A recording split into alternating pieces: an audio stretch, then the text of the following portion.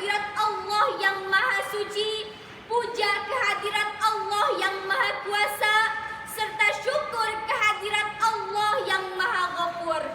Nyatanya Allah Azza wa Jalla yang mempunyai sifat kesempurnaan dan bersih dari sifat kekurangan.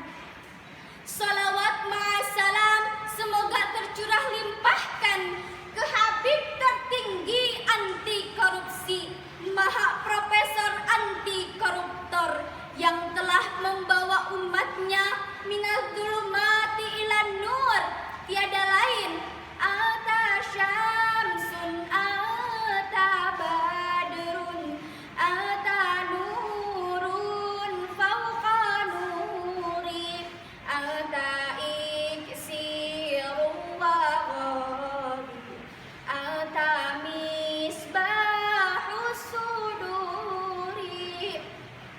Anta syamsun, engkau bagaikan matahari, anta badrun, engkau bagaikan bulan, anta nurun fauqa nuri, engkau bagaikan cahaya di atas cahaya, yakni Habibana wa Nabiyana wa Maulana Muhammad sallallahu alaihi wasallam. Hadirin rahimakumullah, masa muda adalah masa yang penuh dengan harapan, syarat dengan cita-cita dan penuh romantika kehidupan yang sangat indah. Keindahan masa muda dihiasi dengan bentuk fisik masih kuat, berjalan masih cepat, pemikiran masih cermat, kulit wajah indah mengkilat, walaupun banyak jerawat, tetapi tak gawat karena masih banyak obat di toko-toko terdekat. Karena pantas jika para pemuda merupakan tulang punggung negara, penerus estafeta perjuangan terhadap bangsanya. Kita semua maklum bahwa masa depan bangsa dan agama ditentukan oleh para pemuda. Because young today is leader tomorrow. Pemuda hari ini adalah pemimpin di masa yang akan datang. Bagaimana keadaan bangsa ini 10, 20, 30 tahun yang akan datang? Maka jawabannya ada di tangan para pemuda masa kini. Rasulullah sallallahu alaihi wasallam bersabda, "Inna fi yadis syubban amral ummati wa fi aqdamiha hayataha." Sesungguhnya di tangan para pemuda lah maju mundurnya suatu umat. Atas dasar inilah maka hati kami tergugah untuk menyampaikan sebuah syarahan yang berjudul Peran Pemuda sebagai Pemimpin Pembangunan Bangsa, dengan landasan Al-Quran Surah An-Nisa ayat 9.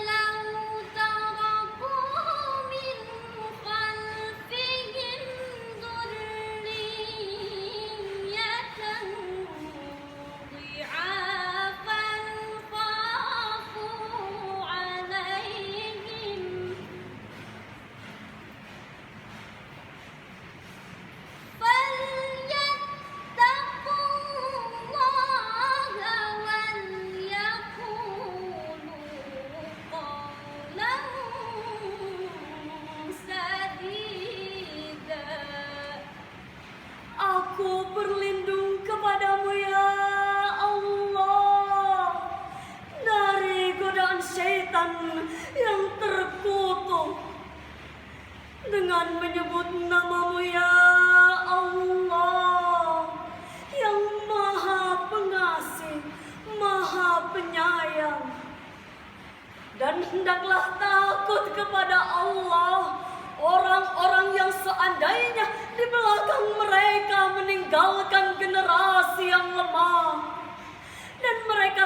takut akan kesejahteraannya, maka hendaklah bertakwa kepada Allah dan ucapkanlah perkataan-perkataan yang benar.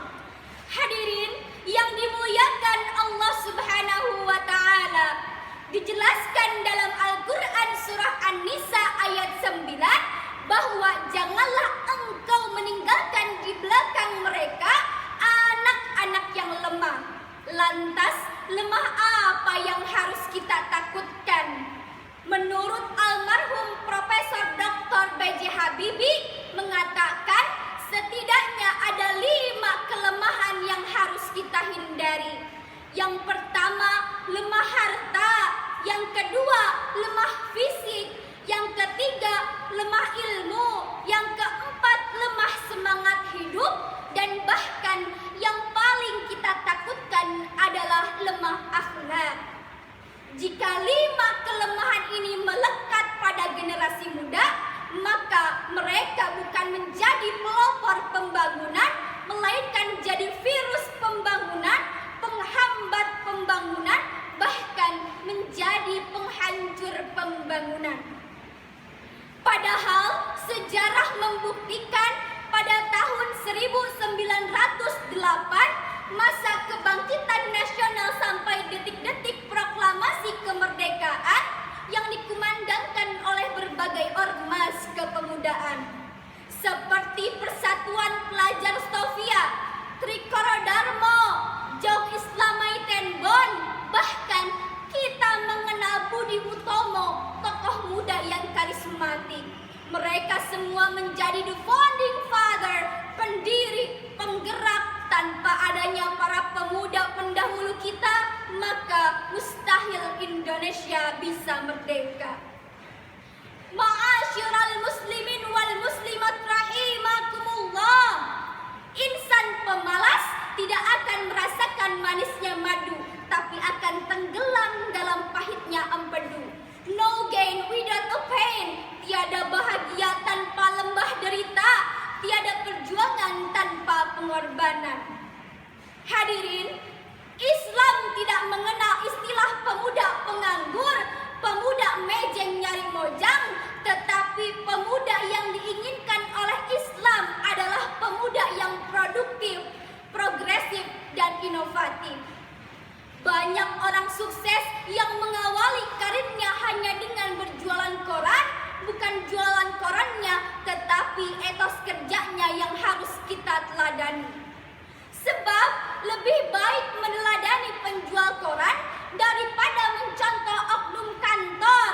Mental kerjanya kayak kolor, sebentar-bentar bisa kendor, kemana-mana maunya naik motor, padahal kerjanya cuma molor. Disiplin hanya waktu dibagi honor. Kalau pemuda seperti ini, maka mustahil menjadi pelopor, melainkan jadi pengekor. Dan timbullah pertanyaan, bagaimana cara mengefektifkan masa muda? Menurut Dr. Muhammad Sulaiman Al-Asqari dalam Zubatut Tafsir min Fathil Qadir, dijelaskan bahwa setidaknya ada 5 yang harus kita kerjakan sebagai generasi muda. Yang pertama, olah rasa agar iman melekat, olah rasio agar ilmu meningkat, olahraga agar badan sehat, olah usaha agar ekonomi kuat, dan olah kinerja agar produktivitas meningkat. Jika sikap ini yang diaplikasikan oleh para pemuda, maka Allah akan menjamin keberkahan bagi bangsa dan agama. Sebagaimana firman Allah dalam Al-Quran surah Al-A'raf ayat 96. Walau anna ahlal qura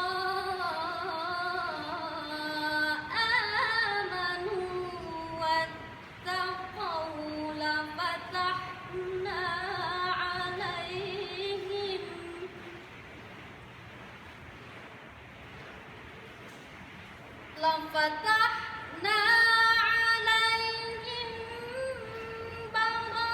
barakatim minas samai wal ardi walakin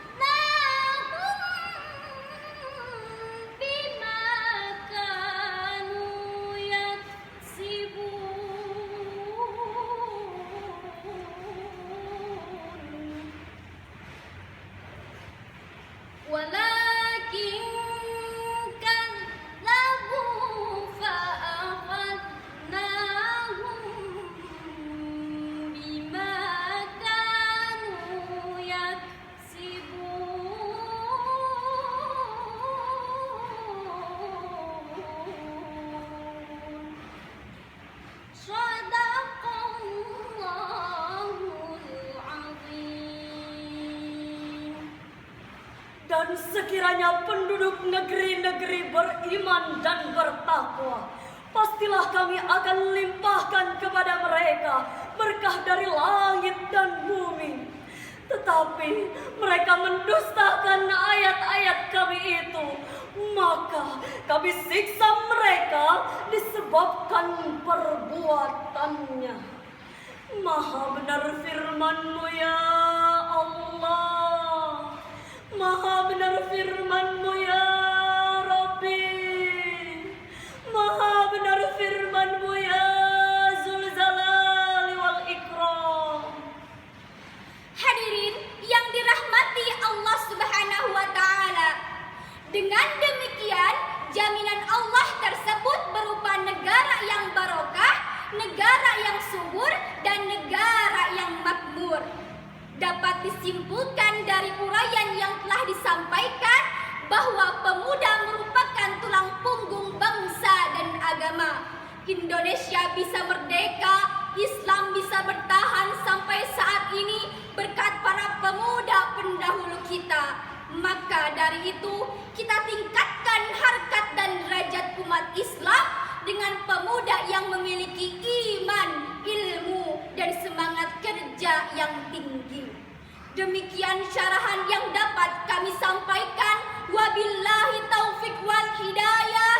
Wassalam.